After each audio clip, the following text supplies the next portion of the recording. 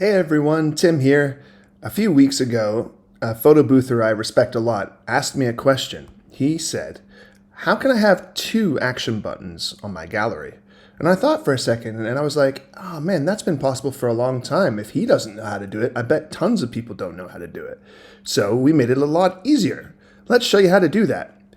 Right now, I'm on a gallery right here, and I've got kind of like that message and a button set up, the standard one, where I've just got one message and one button. And while it's always been possible to add more buttons with the custom HTML approach, I don't think many people knew how to do that. So we made it a lot easier. So I went to edit the event, and I scroll down on the gallery tab, and I change from message and button. And this over here is the new thing. It's called Content Builder. So I'm going to click on that. And I'm going to add a section title, and I'm going to click on section title and say, please join with a free membership. Just make up some text for now. And then I'm going to add a button. Say join now. Put in our website and hit save. Let's just see what that looks like now. So I'm going to reload the gallery. Okay, that's nice and simple, but now we want to add more buttons. So let's go ahead and go back to the gallery, back to editing the gallery. And let's put another button,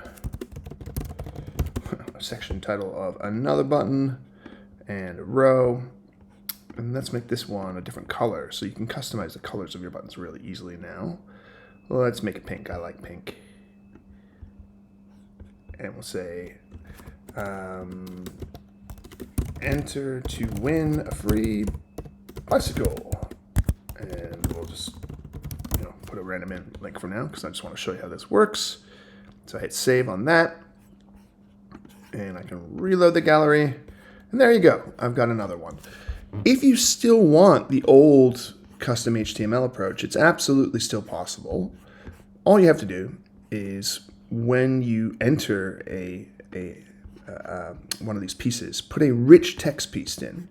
And if you notice, this rich text piece is exactly what the custom HTML thing used to be. So you can go in here, you can edit the code directly and put your custom HTML in. So basically rich text is what you use for that.